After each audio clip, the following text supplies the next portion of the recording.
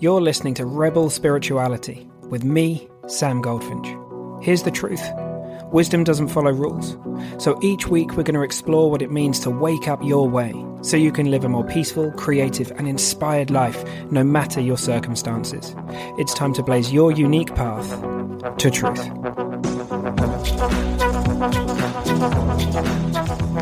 Hey, you lovely bunch. Right, so I was looking back through the catalogue of podcasts that I've put together because I think sometimes it can be nice to release things again.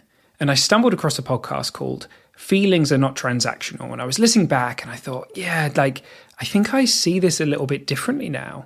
So I wanted to record to the theme, but new and fresh. So this is a title that you may have seen before, but it's a completely new podcast based on how things look to me now. And I might do a bit more of this because it strikes me that how something looks to us, in one moment, a year later, things can look really, really different. And it looks largely the same, but there are a few tweaks or a few ways that I might talk about it that kind of feel different to me, and maybe it will land differently for you. So one of the things I've noticed over the years is there's this very kind of positive or helpful message in the world of self-help or spirituality or personal development or whatever that's kind of like, we got to feel stuff, right? There's that, I think it's a quote by Gabor Mate, it's about getting better at feeling, basically. It's not about feeling better. It's about getting better at feeling. And of course, within that, we do feel better because we're able to open to experiences and allow the natural healing mechanisms of this system, which is very wise, well before the advent of language 100,000 years ago or whatever.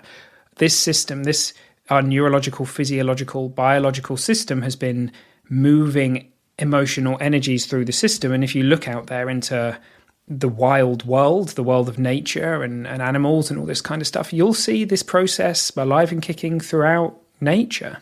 And we have that deep wisdom embedded within us. It's not that learning to feel our feelings, quote unquote, is new information. It's a blueprint. It's been coded into us. It's kind of like there's been a load of crap that's been installed on top of that very natural way of seeing life. And so when I would say that feelings are not transactional, one thing I've noticed is people can move from this kind of, it's all innocentness, but we move from this space of denying or not feeling feelings or not knowing it's safe to experience our feelings.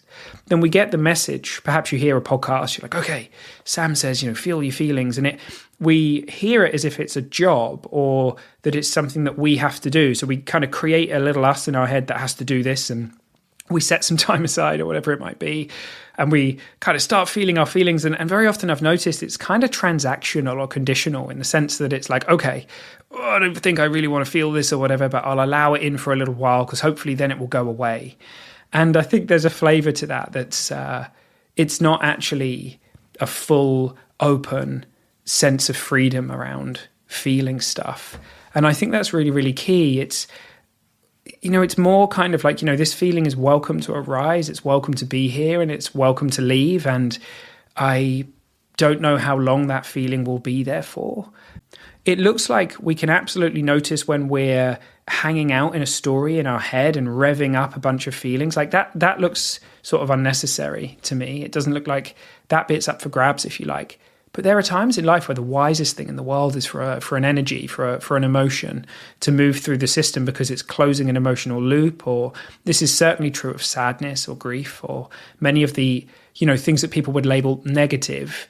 And of course, there's no such thing as negative or positive emotions. There's just emotions. And the mind might label them pleasant, unpleasant, good, bad, positive, negative. But that's not how it goes, right? There's no animal out there that's doing that. There's some things that feel more or less comfortable in the body. But the idea that they're good, bad, positive, negative, safe, unsafe, that stuff's all made up. That's all mind. That's all concept and, innocent resistance. And we'll do crazy things in an attempt to innocently avoid feelings. Like people will, for decades, avoid a conversation because of it might not even look like this to them, but they're avoiding the feelings that they think them or their partner might feel or whatever it might be. And if we don't know it's safe to experience our feelings, then, as I say, we create all sorts of conditions where we don't have to. And yeah, so it's not transactional, this. It truly is knowing that we are safe to open to these energies as they move through us. We don't have to embellish them. We don't have to deny them. It's this sweet spot that you may have heard me talk about before. And I can't really tell anyone how to do that. It's an inherent knowing that we all have. This distinction between, as I say, embellishing something, going into a story and replaying it and kind of being very kind of in our head in the past or whatever it might be. And then the other end of it, which is the kind of, perhaps we're drinking to avoid feelings, or, doing everything we can to avoid talking about something or whatever it might be. There is this sweet spot of realizing, wow, we're safe to feel our psychological experience. I remember having this insight, being struck by, like, wouldn't it be crazy that life set it up so that something that's so natural, feelings, that they were able to harm us? Like, would life really have set it up like that? I know many of us have carried that idea around with us, but does it work like that, really? Just sit and reflect. Of course life wouldn't do that. And there's something really magical that happens as we start to realize that it's not transactional, that these feelings are welcome, that they can come along and hang around as long as they need to, and then they'll leave, and it's not our job to have to process them or work through them or any of that. Like we all need extra jobs, right? Fuck, we don't need extra stuff to have to think about or worry about.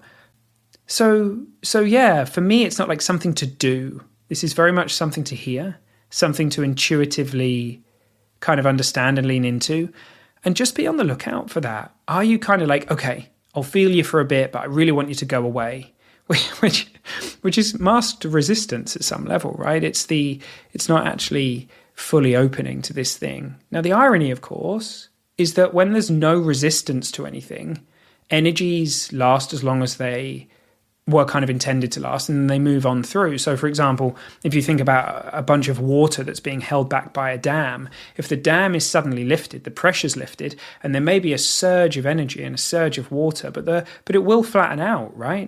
If there's nothing else in there, if we quickly erect another dam, then we let half of the energy, half of that kind of power through, and then it's a metaphor, of course, but we then stop another part, and that's still hanging out. So, knowing that we're free to just have no dam up, knowing that we're free to just experience all of it, it often brings us the thing that we're most looking for as well, which is just orienting back to a space of peace and contentment and calm. Like, it's built in. Kids know this. Kids don't put the dams up. And the dams are a metaphor for kind of, it might look like, oh, I can't feel that, or I'm not supposed to feel like that, or that feeling's wrong, or men don't feel that, women don't feel that, people from my culture, yada, yada, yada. They're the dams that we have innocently erected. But they can fall down at any time. We can have an insight and those things can fall apart, and then things can start flowing more naturally. Right, I think that's it. I kind of just took one breath and that's what came out. So I if there's anything in there that's touched you or helped you out, be sure to reach out and let me know. And I'd love to see you in all the things I'm up to. I'm loving writing. I mean, I always love writing, but I'm really engaged with it at the moment. So I'd love to see you on Substack if you're not a subscriber over there yet. And yeah, all right, team. I hope you have a great day. I'll see you soon.